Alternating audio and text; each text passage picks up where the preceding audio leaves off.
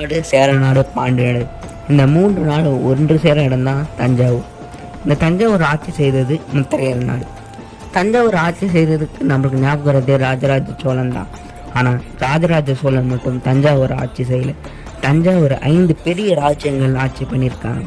முதல்ல இந்த முத்தரையர் மன்னர்கள் தான் தஞ்சாவூரை ஆட்சி பண்ணாங்க. இவங்க தஞ்சாவூரை தலைநகராக வச்சு பண்ணியிருக்காங்க. ராஜராஜ சோழனாவே நமக்கு செழுமை மிக்க அந்த தஞ்சாவூர் நாடும் சோழ படையும் தான் ஞாபகம் வரும்.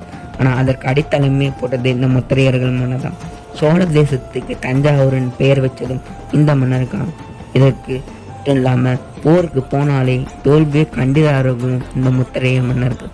இதுக்கான ஒரு உதாரணமாக போன 12 போர்லையுமே ஜெயிச்சு ஆகை பூவை சொன்னவங்க தான் பேரரசர் பெருமிடுகு முத்திரையர் மன்னர்.